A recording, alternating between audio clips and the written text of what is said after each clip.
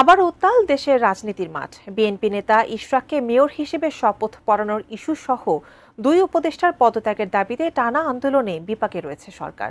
অন্যদিকে গুঞ্জন রটেছে পদত্যাগ করতে যাচ্ছেন প্রধান উপদেষ্টা ডক্টর মোহাম্মদ ইউনূস। এমন ঘোলাটে পরিস্থিতির মাঝে হঠাৎ ডক্টর মোহাম্মদ ইউনূসের সঙ্গে সাক্ষাৎ করেছেন এনসিপির আহ্বায়ক নাহিদ ইসলাম। এরপরই প্রশ্ন উঠেছে, ঠিক কোন দিকে যাচ্ছে দেশের পরিস্থিতি?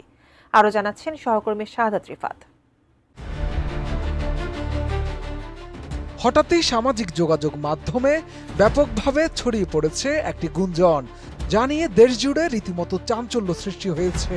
যেখানে দাবি করা হয়েছে পদত্যাগ করতে যাচ্ছেন অন্তর্বর্তী সরকারের প্রধান উপদেষ্টা ডক্টর মোহাম্মদ ইউনূস।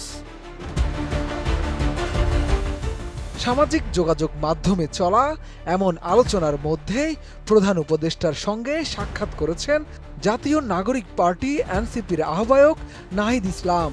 বৃহস্পতিবার সন্ধ্যা 6:30টার দিকে প্রধান উপদেষ্টার সরকারি বাসভবন যমুনায় এই সাক্ষাৎ অনুষ্ঠিত হয় বলে একটি সূত্রে নিশ্চিত হওয়া গেছে।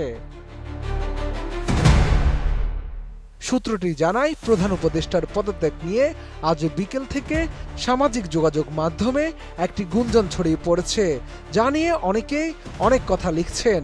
বিষয়টি নিয়ে প্রধান উপদেষ্টার সঙ্গে কথা বলতেই আজ সন্ধ্যায় যমুনায় আসেন নাহিদ ইসলাম, যার খবর বেশ কিছু গণমাধ্যমেও প্রকাশিত হয়েছে।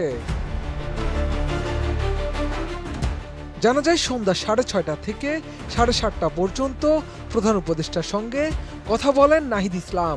সব মশার বিরুদ্ধে সুরক্ষা দিতে এলো বসুন্ধরা এক্সট্রিম অ্যারোসল, মশার বিরুদ্ধে এক্সট্রিম সুরক্ষা।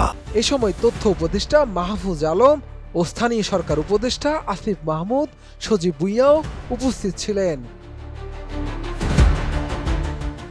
এনসিপির শীর্ষ পর্যায়ের একাধিক সূত্র গণমাধ্যমকে জানায়, সন্ধ্যা 7টার দিকে যমুনায় প্রবেশ করেন নাহিদ ইসলাম। তিনি বেশ কিছুক্ষণ প্রধান উপদেষ্টার সঙ্গে একান্তে আলাপ করেছেন। এ সময় প্রধান উপদেষ্টার পদে থাকার বিষয়টি নিয়েই মূলত তাদের মধ্যে আলোচনা হয়েছে। দেশের একাধিক গণমাধ্যমের পক্ষ থেকে জানতে চাইলে নাহিদ ইসলামও প্রধান উপদেষ্টার সঙ্গে সাক্ষাতের বিষয়টি নিশ্চিত করেছেন, তবে এ বিষয়ে তিনি কোনো মন্তব্য করতে রাজি হননি। মূলত সামাজিক যোগাযোগ মাধ্যমে একটি ভুয়া চিঠি এবং 2011 সালের একটি পুরনো সংবাদ আবার ছড়িয়ে পড়েছে, যেখানে বলা হয়েছে প্রধান উপদেষ্টা ডক্টর মোহাম্মদ ইউনূস পদত্যাগ করেছেন। তবে অনুসন্ধানে দেখা গেছে, সামাজিক মাধ্যমে ছড়িয়ে পড়া এই দুটি তথ্যের একটি